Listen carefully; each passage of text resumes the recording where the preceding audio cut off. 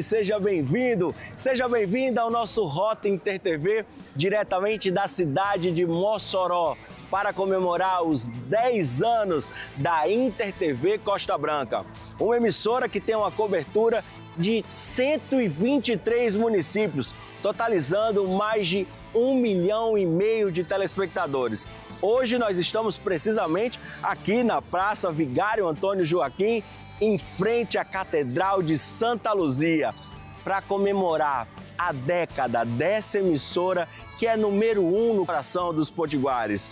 Olha só o que nós preparamos para o nosso encontro de hoje.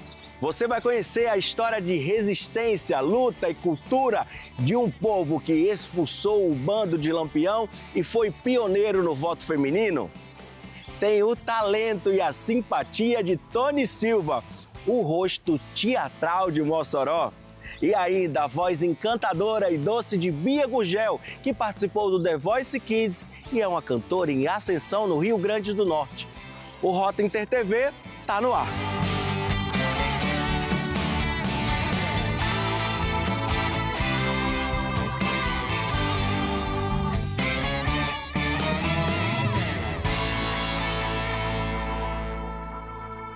Rota Inter TV definitivamente no ar para todo o Rio Grande do Norte, pela Inter TV Cabugi e Inter TV Costa Branca, nossa aniversariante, completando uma década e nós comemorando aqui juntinho de você. Na nossa primeira matéria, nós queremos enaltecer a história de Mossoró, uma região, uma cidade que respira cultura, história, resistência e é conhecida até hoje por ter expulsado o bando de Lampião e pelo protagonismo no primeiro voto feminino. A gente vai conhecer toda essa história que vale a pena ser dita, revista e estudada sempre. Roda aí!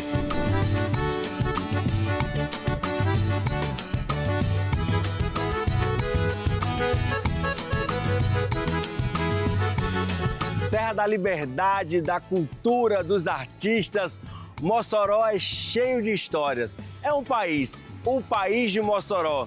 E atrás dessas histórias que a gente está se encontrando com Osmar, que é quase da minha família, fiquei sabendo. Quase. Sim. Negreiros e Negrelos. E Negrelos. Eu já vou perguntar, nosso sobrenome, que deve ser aí meio que uma interseção, vem de onde? As pesquisas que eu tenho a respeito do sobrenome Negreiros, eu era muito incomodado porque alguém fazia associação ao sobrenome Negreiros ao tráfico de escravos. De escravos, E né? aí eu fui pesquisar e vi que o sobrenome Negreiros vem da região de Negrelos, lá no sul de Portugal, que eu acredito que tem a interseção aí. Negreiros e Negrelos, de alguma forma. Fala aí certinho, Mossoró é um local que respira história, é um povo que tem identidade. É impossível a gente falar de Mossoró e não vai ter ninguém que não diga é a terra da liberdade, é o local que expulsou o bando de Lampião. Isso é muito forte, essa questão, né? Muito forte. Está por todo lado, né? Os bairros da cidade se chamam Abolição, Liberdade, FM Resistência, as ruas são associadas a nomes de pessoas que estiveram presentes nos movimentos de resistência, de abolição, do pioneirismo feminino do voto, né? Então, a nossa cidade como um todo, ela se orgulha de ter feito parte desses eventos, desses momentos históricos.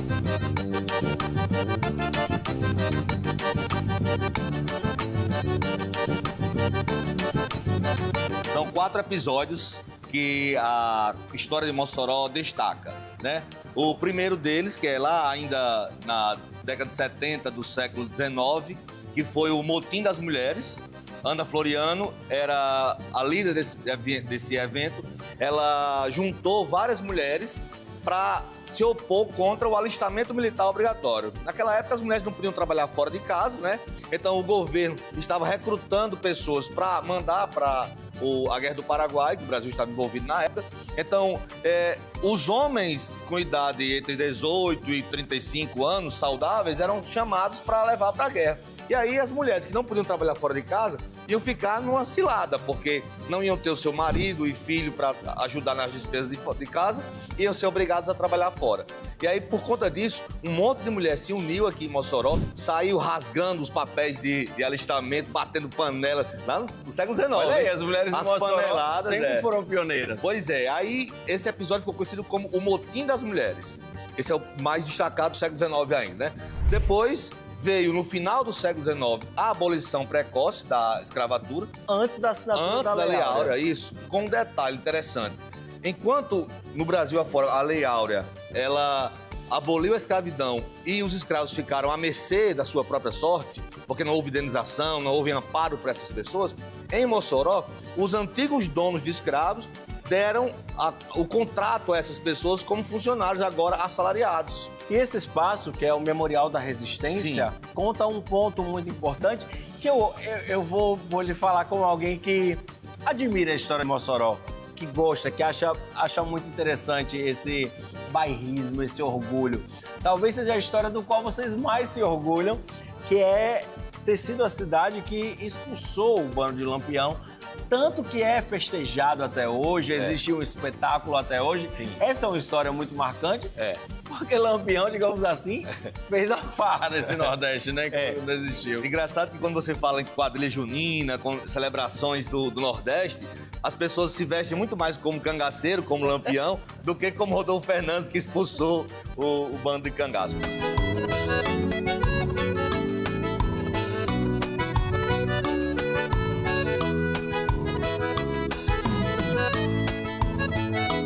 Quando falaram que Lampião viria para Mossoró, a princípio foi tratado com desdém. Não vai ter uma cidade do porte de Mossoró, né? Mossoró tinha 20 mil habitantes, né? Pouco abaixo do Natal tinha 30 e poucos mil. Ou seja, a diferença hoje é muito maior que naquela época. E ninguém é doido de invadir uma cidade do tamanho de Mossoró. Um bando de cangaceiro, o quê? Os caras vieram. Mas os caras vieram, sequestraram o tenente Laurentino, pediram uma extorsão, né? Um resgate. Rodolfo Fernandes disse que não tinha, nem que ele quisesse juntar, falou com o gerente do Banco do Brasil e não tinha como. E aí ele disse, vamos se armar. Mossoró estava comemorando a vitória do Maitá, do grupo de futebol que existia aqui, né? Havia dois times, o Ipiranga e o Maitá, eles jogavam futebol na época. E aí estavam a cidade meio que celebrando o futebol quando chegou a informação de que o cangaço estava prestes a invadir Mossoró. Então, Rodolfo Fernandes convidou as pessoas que tivessem arma a montar a trincheira, ofereceu a linha de trem para fugir, quem não tivesse condição de resistir fosse embora. Então muita gente foi para Areia Branca para fugir dessa invasão e os que ficaram resistiram.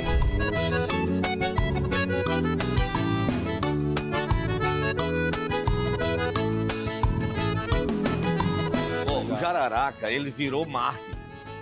Jararaca, o povo conta essa história que tem até um túmulo que o povo vai visitar o túmulo. É verdade. Uma história dessa, não tem? Porque a cultura cristã, ela transforma todas aquelas pessoas que foram assassinadas de forma brutal em mártir, né? Sim. Principalmente em episódios históricos falando. Então, Jararaca, ele foi atingido porque ele foi salvar Cochete. Cochete foi pegar aquelas bombas caseiras, ele foi botar querosene na garrafa e jogar contra a casa de Rodolfo Fernandes. Só que antes de conseguir fazer isso, ele foi alvejado, caiu no chão.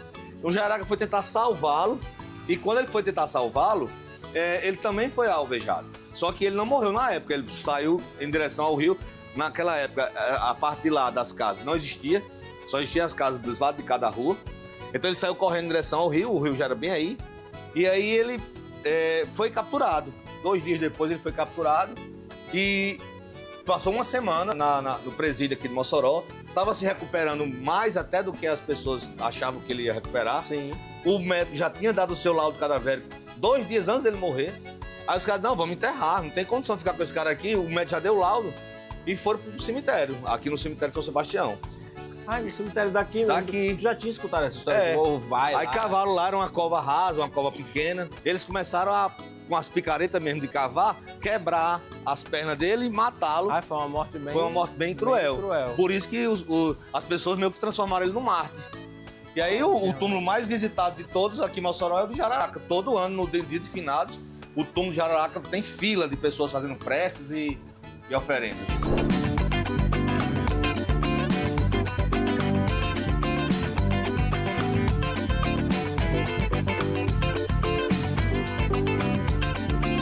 Aqui é a Avenida Alberto Maranhão, que durante muito tempo foi a maior avenida da cidade. A parte de lá das casas não existia na época, então o ataque dos cangaceiros veio de lá.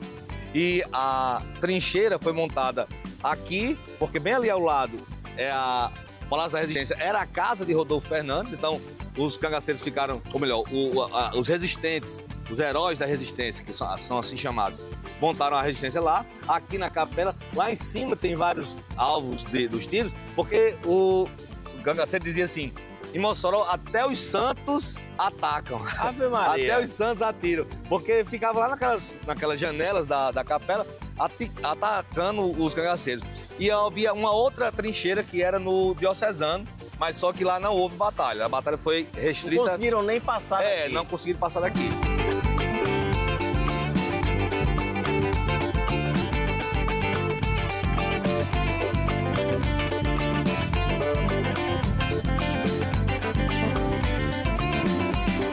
Com Celina Guimarães aqui ao fundo, talvez eu me arrisco a dizer a moçoroense mais conhecida, né, da cidade, porque teve um papel muito importante, né, Osmar? É curioso essa questão do pioneirismo feminino de Celina Guimarães, porque assim, ela sempre disse que gostaria de ser conhecida e lembrada pelo papel de educadora que ela teve.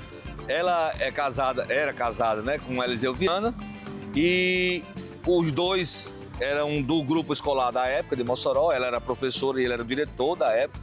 E ela se destacava muito nessa parte da educação moçoroense. Ela nunca foi uma ativista pelo voto propriamente, mas naquela época se falava do voto, inclusive o movimento em Natal de vanguarda para o voto feminino. Só que como Eliseu Viana viajava muito, estudava direito em Fortaleza e tal, tinha muito acesso a esse movimento, ele também fez a petição aqui em Mossoró para que ela fosse agraciada com o direito do voto. E aqui em Mossoró o resultado saiu primeiro do que em Natal. Então, por isso, o primeiro título eleitoral de uma mulher na América do Sul é o dela. Mas ela não é a primeira mulher a votar, porque nas eleições de 1928, que foi o ano seguinte, outras mulheres também tiveram esse direito, né? Mas o primeiro título eleitoral emitido para uma mulher na América do Sul é o de Celina Guimarães.